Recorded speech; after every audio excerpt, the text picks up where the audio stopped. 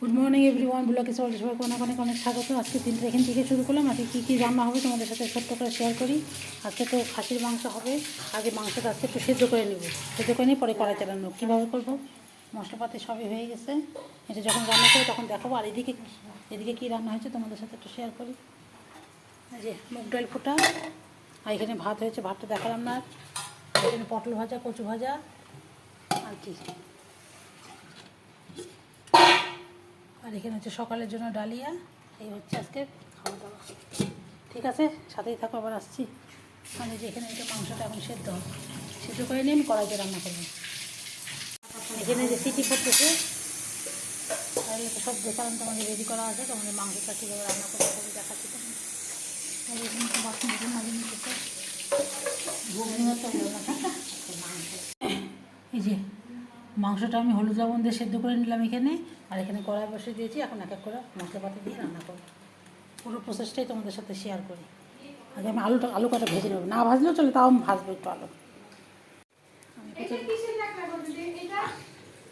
আলুগুলোকে একটু ভেজে নিই। হ্যাঁ, যে আলুগুলো ভাজা বসিয়েছিল আলুগুলো ভাজা হোক, তারপর এই যে আলুগুলো ভাজা হয়ে গেছে আমার।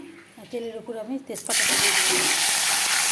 তেজপাতা দেবো, আর যেখানে মশলা রেডি করা আছে মশলাটা এখন দিয়ে দেবো।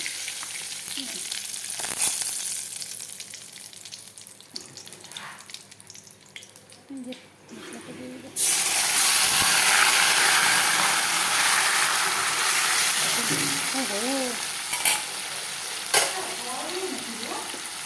কী কর একটু আমি কি ভুল করে ফেলাইলাম গো। কুচানো পেঁয়াজটা দিব, কুচানো পেঁয়াজটা আগে দেওয়া উচিত ছিল, কুচানো পেঁয়াজটা ভুল করে দেবো। ঢাকা ছিল যে বুঝতেই পারিনি।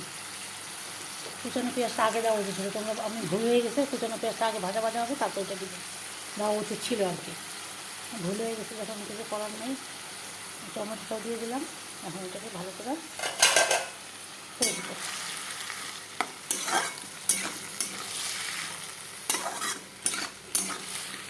যেহেতু এখানে হলুদ দেওয়া আছে, এখানে হলুদ আর লবণটা একটু কম দিব।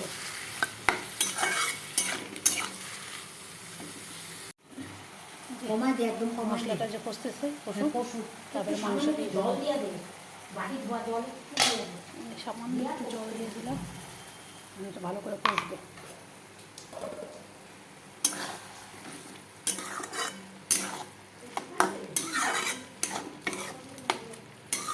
মাংস যেহেতু সেদ্ধ করে আমি কড়াইতেই সুন্দর করে কষিয়ে কষিয়ে রান্না করবো। আমি তো তোমাদের প্রেশারে দেখিয়েছিলাম, আজকে কড়াইতে দেখাচ্ছি। ঢাকা থাক, এটা ভালো করে এখন অনেকক্ষণ কষবে। এটা ভালো করে আগে কষুক, তারপর মাংসটা দিবি। মাংস এখন দেখলাম সিদ্ধ, কিন্তু আলু সিদ্ধ হবে না, এই জন্য ঝামেলা। এই যে মাংসটাও দিয়ে দেওয়া হয়েছে, কারণ কি যেহেতু মাংসটা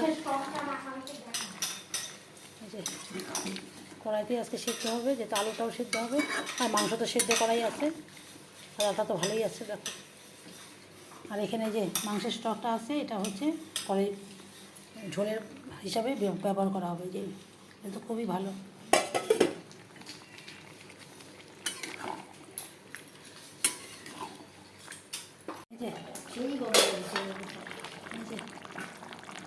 মোটামুটি এটা আরও হবে, লবণ লাগবে, লবণটা দেওয়া হলো।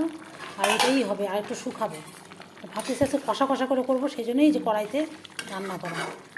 কেন কি আলু সেদ্ধ হবে, মাংস তো সেদ্ধ করে, কিন্তু আলুটা সেদ্ধ হবে, সেই জন্যই ঝোলটা মোটামুটি শুকিয়েই ফেলবে।